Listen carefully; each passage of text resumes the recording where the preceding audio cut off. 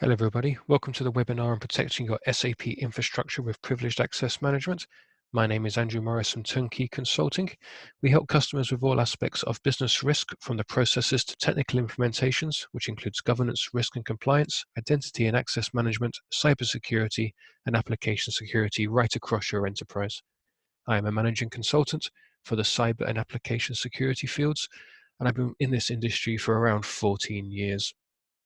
So one of the questions that many people ask us is, why even worry about the infrastructure at all around SAP? So SAP by its very nature is a highly complex beast consisting of many servers, different versions of operating systems, databases, interfaces, file transfers, and many, many more. One of the things a lot of people don't always consciously realize or think about is that all the data that's available via the application layer is available via the infrastructure and a lot more, which means that all the data that is protected by legislation and regulations, such as sensitive personally identifiable information or payment card industry, which are protected by GDPR and PCI DSS, are all available on the infrastructure itself in the databases, in raw files, and being transferred on various integrations and interfaces.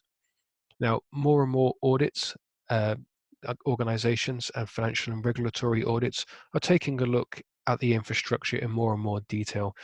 So rather than just satisfying themselves up at the application layer where the vast majority of users access, they're starting to look right across the board end to end. And certainly some regulations have very strict controls and requirements in place that you must have to manage on your infrastructure. The infrastructure itself is becoming an increasingly larger target for criminals and organizations if they wish to disrupt your organization. Rather than learning how an application works, such as SAP, the transactions required, compromising the right user, logging on, and causing any disruption, they can just access the database or the server and disable critical interfaces or ports or the application itself. And organizations have a responsibility to consider the end-to-end security if we wish to remain top quartile. As cyber risks and threats evolve, the nature of our controls and activities continuously need to be addressed and kept up to date, and that includes looking at the infrastructure. Now, of course, many organizations haven't, and we can't really blame them. With virtually all the SAP user activity sitting at the application layer, that's where the majority of work has been over the last decade plus, making sure the roles are built correctly, segregation of duties is defined, and things like access control and process controls being run to ensure that business fraud is minimized. But if we really want to make sure that we manage cyber risk, then we need to look at the infrastructure as well, and that means ensuring that all privileged access is appropriately managed. Now, on the face of it, that can be quite daunting. Often there's no logging down with the infrastructure, so database logs or operating system logs are turned off to prevent overheads and the amount of data that they can capture. It's hard to restrict access. A lot of it is very specific knowledge that individuals have, whether it's Linux, Unix, or Windows Server. It's a different skill set entirely to try and understand what access people need. Are they misusing it? Are they just lying so their job's easier? There's dozens of interfaces you need to worry about. If you make any key changes, are you going to break a connection that SAP has either with another SAP system or another application? User management isn't always clear-cut. On a standard SAP infrastructure, you're going to have operating system user IDs and database user IDs. Without some form of identity and access management and privileged access management, it's going to be very hard to manage all those different IDs, many of which will be using a different naming convention, and many of which will have accounts which have left the organization a long, long time ago. Real-time monitoring isn't in place, so knowing what the activities that employees are performing is going to be hard to determine. And there's a whole other set of system IDs. In the application layer, we've had many years of locking down SAP Star, SAP CPIC, DDIC, and all of the other default accounts. And on the infrastructure different layers, there's a whole other bunch of them, certainly if you have a HANA database running. As you look on this journey to try and manage these risks, you have to ask yourself some key questions before you can understand what needs to be done, how you're going to do it, and what steps need to be undertaken. The first one is, who has access to your infrastructure? Typically, we'll leave it in third parties' hands. We'll never directly manage it ourselves. And as a result, we're not entirely sure who those accounts belong to. As I mentioned previously, typically those accounts might not even be following a standard naming convention. So you'll have to do some investigation to find out who these accounts belong to. Or even if they have their own accounts, many organizations still use the older method of accessing the SAP database by logging onto the Unix or Windows server and then using that to log on as the SAP SID ID itself. You very realistically might log onto the database and only find one user account. Do you know what access people have? Who has access to root? Who has privileged access? Who has access to, say, drop a database table and remove key data from your application? Is it appropriate? Are they appropriately trained to do that? Is there any formal vetting that your third party does or you do internally to make sure they know how to use this access? Not all these risks are around deliberate misuse. Some of it can be accidental. The don't worry, I know what I'm doing, or whoops, I didn't mean to do that, which we've all heard in our time in our careers. Do you know what people are using their access for? Can you detect inappropriate use? If there's no monitoring and there's no logs in place, we have no idea what they are doing, what they're doing with the underlying data, what configuration changes they're making, or anything else in between. Can we secure privileged credentials? Not without some form of PAM solution. Otherwise, it's incredibly difficult trying to lock down credentials. Can we act quickly in the event of an incident? Do you have the audit trails of who had access, who was logged on, what activities they performed? Without some form of solution and making sure that everything is in place, if an incident does occur, many organizations will be left without any means of determining what happened. And if you answer yes to all of the above, can you prove any of it? It's one thing to know who your users are and what access they have, and with secure credentials, but if you can't prove any of it or work it out through audit logs or validate or double check, then it's meaningless. It's also important that when you're asking these questions and identifying the scope of your work, you ensure that correct governance and processes are put in place now so that any decisions are made, whether it's removing users, defining what access people have, or who will be reviewing activity afterwards are in place. And so that as you remove access, it isn't granted back because somebody didn't know that things had changed or you were doing a cleanup. Clear ownership, clear processes, and clear accountabilities are absolutely critical at this point in time.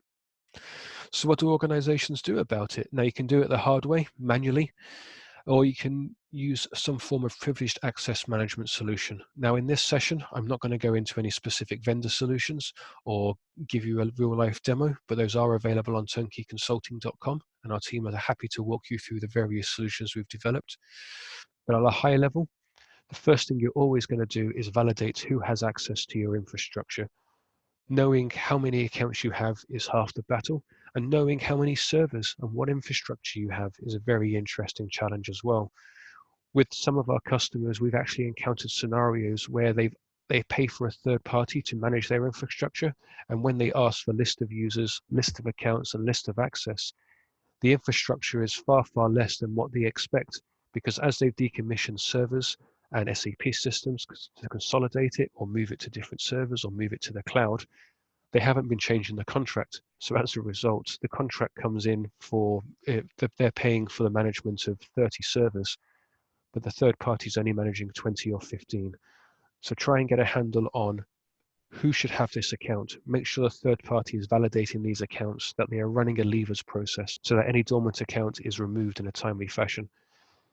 Make sure you validate the access. Not everybody needs root, not everyone needs sudo, not everyone needs to be logging in via the SAP ID onto the database where they have full unrestricted access to the database. Make sure people have access appropriate to the job role they perform.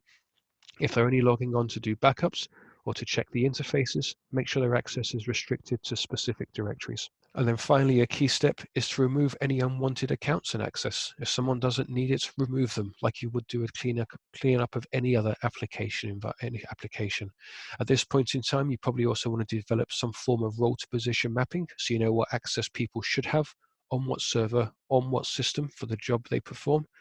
Also take into account things like the HANA database, where more and more users and applications will be directly accessing the data themselves. Now is a good time to review what access people have and what data they can view and change. Certainly as the versions of HANA rapidly change, it's always good to keep on top of that to make sure that the accounts are still needed and the access is appropriate. As I said a minute ago, always make sure that appropriate governance and processes are embedded as changes are made.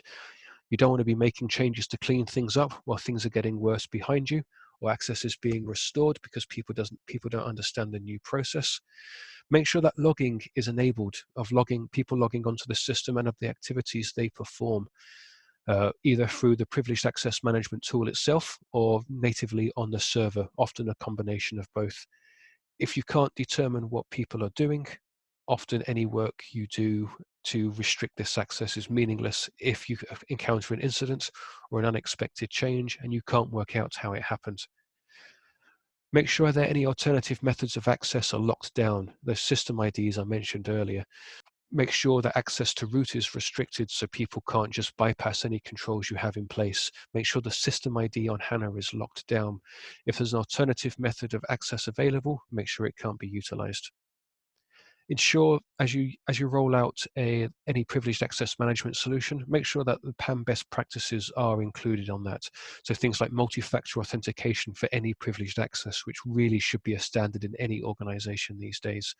One-time passwords or password vaulting to make sure that employees don't know their passwords. If they don't know their passwords, they can't share them, or they can't be a victim of a phishing attack and accidentally leak credentials to a criminal. Make sure audit trails are fully enabled. Do be careful if you are enabling video recording of the activities they perform. If your database includes sensitive personally identifiable information or payment card information, make sure that is not captured in the video recording.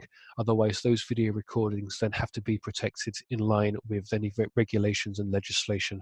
And it just adds an extra additional headache. So where possible, tokenize that data, or make sure there's some provision in place that where that data is likely to be captured, you can ensure that data is wiped after review quicker. And of course, use an identity and access management solution for identification and termination of accounts.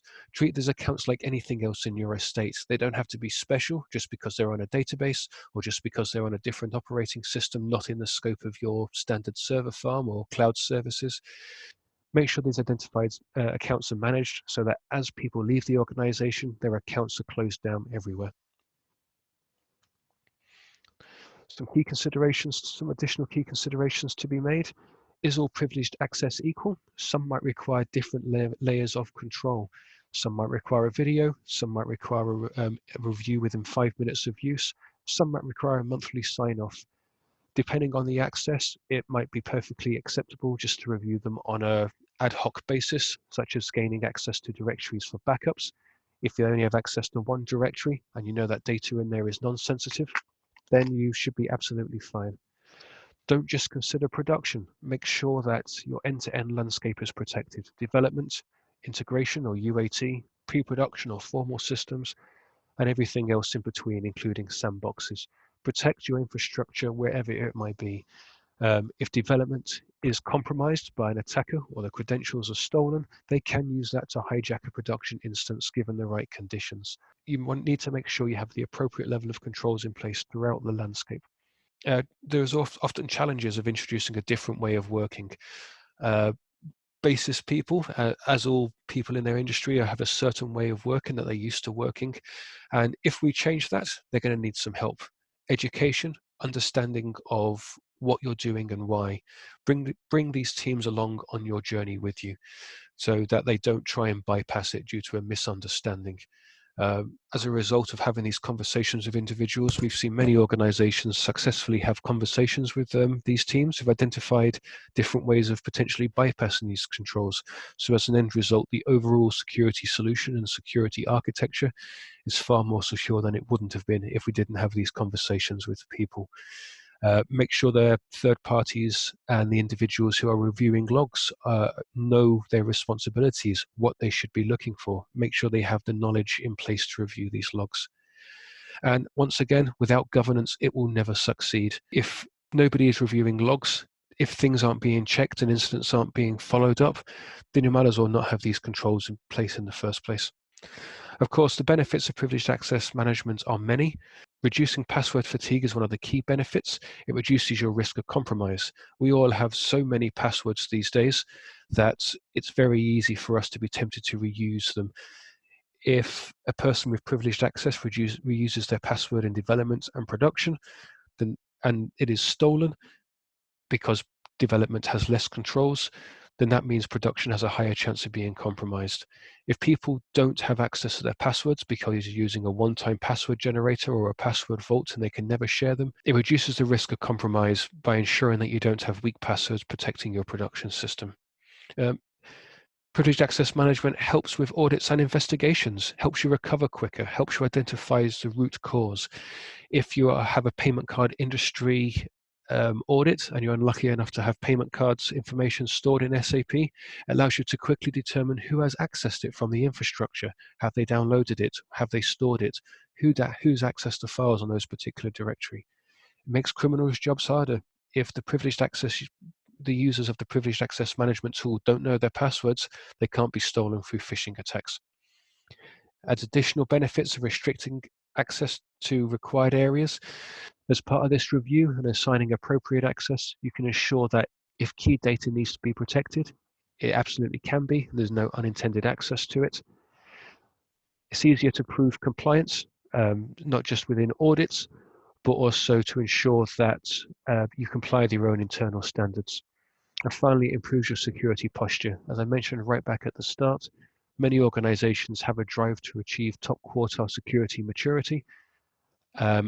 And without things like privileged access management in place, that will never be realized. Organizations these days consider end-to-end securities of their applications, and that means not just the application layer. That's the end of this session for now, but on our website, we do have an ebook that goes into more details about protecting your infrastructure with privileged access management. It's available at the link on your screen. If you navigate to turnkeyconsulting.com, you'll find that ebook and many others on this topic. And also, as I mentioned earlier, there'll be more webinars and demos coming up of actual solutions and other examples of implementation of privileged access management. Thank you for taking your time out of your day to join me for this session. Feel free to drop me an email at the email address on your screen, and you can also contact us through turnkeyconsulting.com. Thank you very much for your time.